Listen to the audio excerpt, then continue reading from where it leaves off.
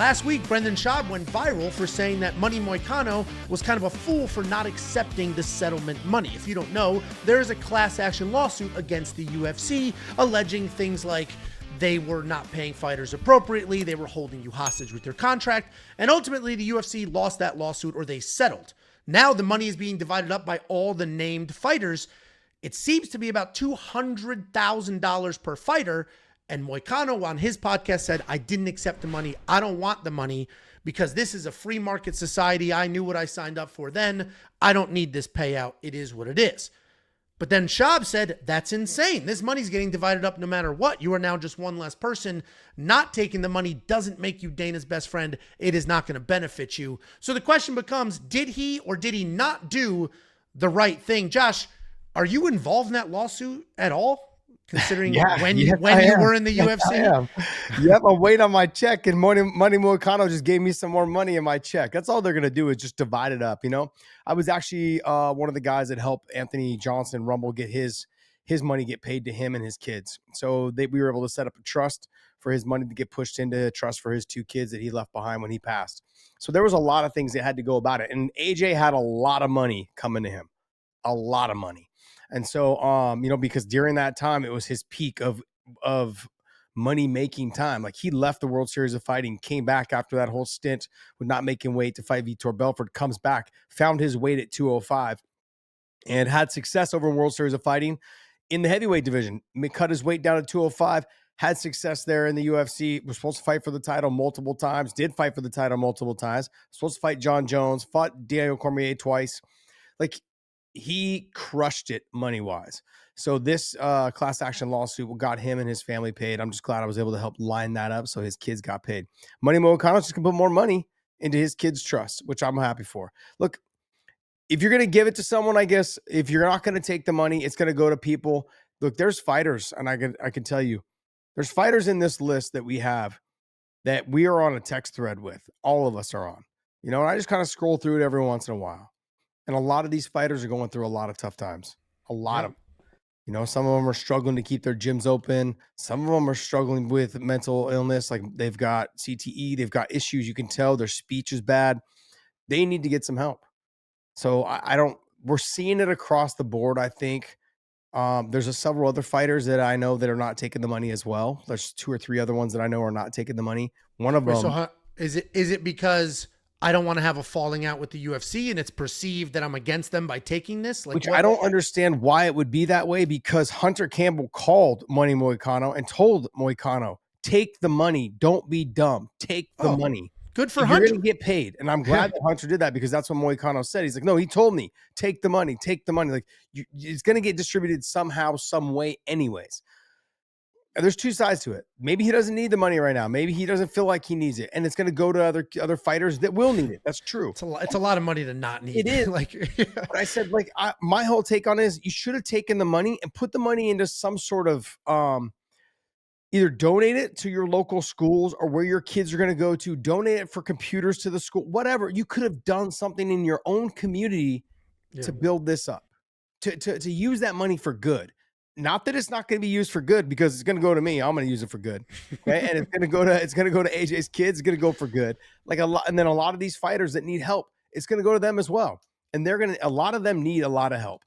Some of them I've been able to talk on the phone with, because I know they were calling me or reaching out to me through my DMs saying they didn't know how to fill out the paperwork, saying they didn't know how to use the link.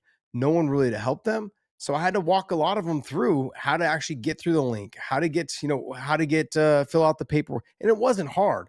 Just a lot of them are just not, like, during the evolution of, like, say 2000 to 2015, while all of us were training, technology was growing and these guys missed it. And so I'm not a tech savvy guy, but I'm having to learn it right now. And so a lot of these fighters that reached out to me that needed help, had to walk them through on the phone. Hey, hit this button. Okay, hit this button. Fill this out, whatever your information is, and had to help them and get them along just so they could get the information put into the database so they could get paid.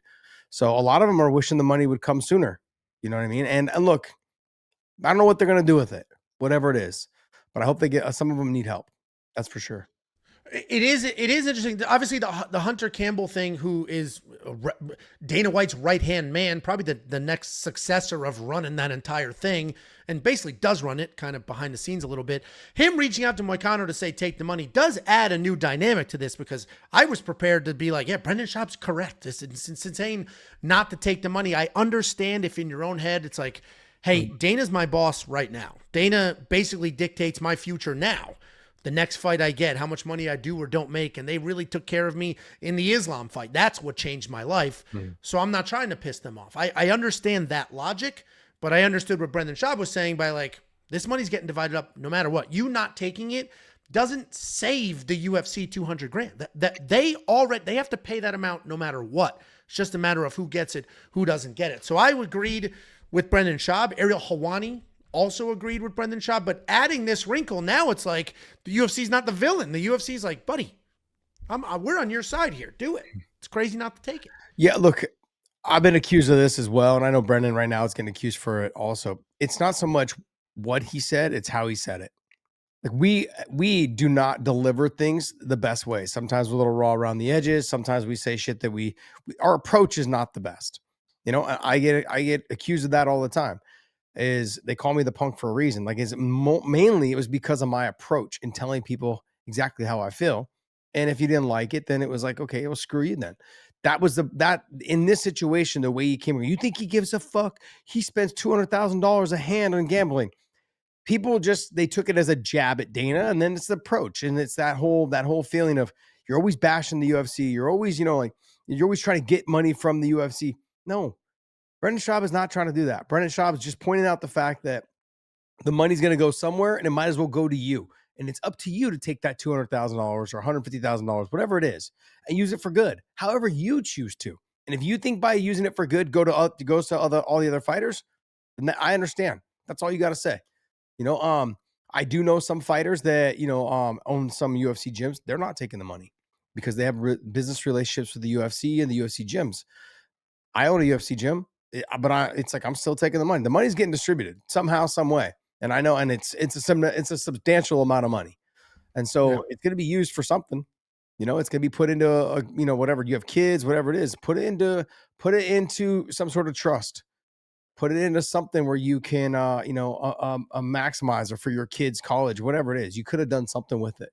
Just put the money away and just forget about it and let it grow in interest. Figure it out, man. But he could have. Well, it's gonna go to fighters that need it though. That's the most important part. Yeah, and that's actually if Moicano worded it that way, there probably would have been no backlash or feed, right? If Moicano was like, I don't need it, I know a lot of these other fighters do, so let them have it, nobody would have given him a hard time. He did not word it the way that I did though. He didn't say Dana's my boss, I don't want to piss off Dana. What he did say is, this is America. This is a free market. It's a capitalistic society. I knew the contract I signed. I got the money I agreed to get. So I don't agree with taking this money. I didn't earn this. I got paid for the work that I did. And that's who Moicano has been these last few years. He is very much like, this is America. This is a capitalist society. You work, you get paid. That's it. No, this is literally the money you did earn that you didn't get paid. That's what it is. That's what this whole thing is about. That's what he's not understanding, is that he's missing the point. This money was owed to him given the market value of what he did. That's why this all happened. So he should have taken the money, but like I said, the money's going to go to fighters that need it. Yeah. Even if it's an extra $2,000 or $1,000, whatever it is, it's money for those guys that may get them one more month, whatever, of their gym, or pay up their gym dues, whatever, or pay up their, to pay their rent and their mortgage, whatever it is. Good for them. That's all. I mean, the money's going to get distributed somehow, some way. Yeah, it's an interesting situation for sure. I think there might be another lawsuit behind it now. It's kind of a mess. You have the Cajun Johnson one that was separated from the Kung Lee one. That one's going to be a separate one. This is the Kung Lee one, the one we're talking about? This is the Kung Lee one, yeah. So what it was the UFC came with some offer. The class action lawyers accepted the offer. The judge said no, it's not big enough, because the Cajun Johnson one was included into that, which I think was only like 10%. He's like, no, if you get rid of the Cajun Johnson and then you up the money a little bit, come to us with a better offer. He's like, and then the league group gets all the money, not splitting it with the Cajun Johnson group. So that's good. There is this other one. And then I think Phil Davis also filed on another one. He filed one as well. So what's the Cajun Johnson one? That one I don't understand. It's the I'd have to same exact thing, alleging contract Yeah, abuse yeah, but there and was something, what is it called when no changes to the actual rules are going to be done, and that's the Lee one gave that up to take the money, whereas the Cajun gotcha. Johnson one still is not. I forget what it's Oh, called. so one's a one-time payout, the other one is affecting change going forward. Yeah, so trying to affect Gotcha. both the him and Phil Davis. Phil Davis's lawsuit has nothing to do with money. It's Gotcha. all about just the rule changes. I'm trying to be able to leave, trying to be able to, match make, however the match, whatever it is, making sure that, look, there's a lot of guys that felt like they got stepped over. I mean, I haven't brought any of this up, but it really came down to the Eves Edwards fight that was supposed to be for the title, for the lightweight title, because I was number one, he was number two in the world. That should have been for the UFC title. Then when I come back, I beat Nate Diaz. I was supposed to fight Pettis. Pettis just beat Benson Henderson. He was 26 years old. Great story. All of a sudden, I'm getting texts saying, hey, people that work for the UFC basically saying, hey, they're telling Pettis to sit out. They don't want him to fight you. He's 26, you're 36. Like you're on your way out, he's on his way up. So I said, okay, they don't expect to get that fight. Sure enough, 2 weeks later, 3 weeks later, or 2 weeks later, after they'd already told me I had the fight, 2 weeks later, they said, hey, fight's canceled. I said, I didn't think so. I didn't even train. I wasn't even really training. So had they put that fight together, I'd have been screwed because I would already talk to people that work for the UFC and said, yeah, the fight's not going to happen, man. Like he's 26. They got him on the Wheaties box coming up. All these things. Like he's not going to fight. I'm like, all right. So then I was waiting for some sort of call. I knew it was coming. And so I think somewhat of the class actions are like more like that. Like, how are you scheduling these guys to fight? Is it one faces two faces three, or three faces, based on injuries, whatever it is? Is the best guy always fighting the best guy? Is the number one contender always getting the title shot? I think that's where the changes. I think a lot of people were having problems with. Like, there's a lot of favoritism, when it comes to the matchmaking, and we've seen it with certain guys, whether it be Connor, whether it be with Ilya, whether some of those things. When they get there, they're awesome. They've risen to the occasion. But we've seen it with some of the other guys that just haven't. They've had good matchups and couldn't deliver, and they've gotten all the favorable matchups and couldn't deliver, or did sometimes and didn't. You know what I mean? There's a lot of favoritism, I guess, in there. It's the Dana White privilege. Yeah, well, and that is a term, obviously, and it's a term that it didn't come from nowhere. And it is funny because before this lawsuit, the UFC was kind of known for, they'd ice you. If you turn down a fight, you get ice and things like that. And then once the lawsuit came up, the UFC tried to get ahead of a lot of it, and they made some adjustments to the contracts where we have to offer you a certain number of fights and things like that, where before they quite literally would just put you on ice, make you sit there and kind of play games with you. So it is an interesting environment because I get the notion of, well, that's not fair. I should have gotten this matchup. But at the same time, it's like, man, this is sports entertainment. We can choose to do whatever matchups we want to do. I can't hold you hostage and things like that, but I don't have to match you up with anybody. That you don't choose, I choose. So it is a weird environment. I think what is strange to me, like Giga, I just sent you a text this morning from Giga Chikaze. He's like, how come I've never been offered the Yair Rodriguez fight? That's a fight that like when Giga was in that like number 6, 7 position and Yair was coming off of a loss, or, not as active in terms of a kickboxing match and a stand-up fight. Why was that fight never offered? When I came over from Strikeforce, all I heard was, man, I'd love to see Josh Thompson and Anthony Pettis, or Josh Thompson and Cowboy Cerrone. I was never offered those fights. I was the Pettis fight, but then I got the call from them saying, people that work for them saying like, yeah, don't expect the fight to happen, dude. And it was in that situation. I'm like, why after like 4 or 5 years, man, Josh and Cowboy would be the fucking awesome fight. I was never offered that fight. And I was ranked number 2. I was ranked ahead of him. And I was asking for that fight. I said, that's the fight that I want. I love watching Cowboy fight. I'm a huge fan of Cowboy Cerrone. I would love to fight him. Never was offered the fight. Not even brought up. Now Like, imagine if you were Bilal Muhammad or Mozvar Evloev. Yeah, right. They have to deal with that in today's era where the contracts are actually somewhat helpful. Yeah. So I don't know, man. It's just you wonder sometimes like why certain fights that that fans would love to see are not getting made. Why is that situation not happening? So I don't know. I think that's some of the change that I think Phil Davis is looking for. I haven't read too much into what Phil is. I just know that he brought up his class action lawsuit. It has nothing to do with money. Has to do with changing the rules, changing the game. So we'll see how this all pans out. But there's a lot to be said. I'm still part of the Cajun Johnson class action lawsuit. So I don't know if that one comes with money. if it does, whatever it is. But I do know that there's a whole text thread of all these fighters still chiming in, still surrendering emails, still, doing their due diligence and conversations. So it's a weird situation to be part of. But I mean, this thing took 10 years to come to fully unfold, so look for the case Johnson one to take another 3 or 4 years. We'll see what happens. It's been a while because the Mark Hunt said he sue the UFC as well because of he said the UFC knew for a fact Brock Lesnar was on substances he shouldn't have been on. They still booked the fight, and it's an interesting world. As old school UFC fans, we've seen this sport go from quite literally an infomercial to advertise Gracie Jiu-Jitsu, then to a real sport but illegal, then to a fully sanctioned sport. And credit to the UFC, they built this out of nothing. And I guess credit/discredit to the UFC, they had to evolve with it. What did they know? They didn't know what it would become. And you kind of, you go as you go, you build as you go, the contracts change as you go, you learn, you adjust. It's an interesting environment, but in 2025, it seems like the UFC is treating people at least, I'm going to say but treating people at least appropriately given their situation. And obviously there's some favorable matchmaking, things like that, but I don't think fighters are being held hostage anymore with their contract, unless you're Armin Saruki, and that guy's getting screwed. But everybody else is at least being offered fights per the contract. These guys are making so much money compared to a lot of us that were fighting in their stone ages, like just removed from 2013 to 2018, 2019. The money was good. Sure, it was great. The most money that we probably all had seen. But one of their bargaining chips, what they used to do was they would say, hey, Chuck Liddell was on his contract said he made $250,000. He didn't make $250,000. I can tell you we were managed by the same guy. He did not make $250,000. But what they did was they put that on contract. So anybody that said, hey, I want $500,000. Why? Iceman. Chuck doesn't even get Chuck doesn't make that. And that's the negotiation tool. He's only making $250. Plus he gets points, whatever it is on the pay-per-view. We understand that, but we're paying him $250. So that was part of their negotiation and the way that they handled things.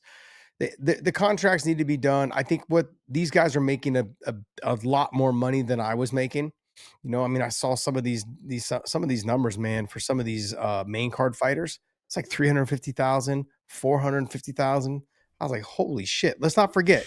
Do you remember the Francis Ngannou negotiation? We'll pay you 20 million or 15 million or something they offered. No, but he wanted, they only wanted to pay. Remember his last fight when he won the title, he only made 500,000. Yeah. 485,000, I think, or something like that. That's all he made. I remember I thought they offered him. And yes. They did offer him. I think it was 10 or 15 or something. Yeah, I think it was $500,000 for the fight. But then he got obviously points or whatever. Yeah. The John Jones one, they offered him, I think, a flat fee of 7 or 8 million, something like that. It is an interesting environment. And now that the UFC is a public company, I imagine these contracts are going to be far more open, honest, transparent, maybe not perfect, right? Nothing's perfect, especially in sports entertainment.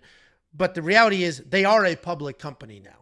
So things have to run a little differently than some back office negotiations in a private business. Those locker room bonuses that everybody talks about, maybe before they quite literally were just stacks of cash and not necessarily recorded anywhere. As a public business, a stack of cash can't just disappear and is not recorded somewhere. So it is a very different world. A lot of it has to be public and transparent. These are public numbers and anybody can, take a look at the numbers, who's getting paid what, where that's all going, because it's public record. They are a public business and they have to report on their earnings. It is an interesting environment. I agree with the take of the money's already allocated. You should take the money. Your spin on it is fantastic of hey, even if you don't need it, take it and then give it to your own community. Mm-hmm. But if you truly feel hey, these other fighters, the ones that paved the road for me and did those things, they need it more than I do, let them have it. That's great as well. So interesting situation for sure. But I guess what we do know is some people will get paid the money that they have earned over the last 10, 15 years of this.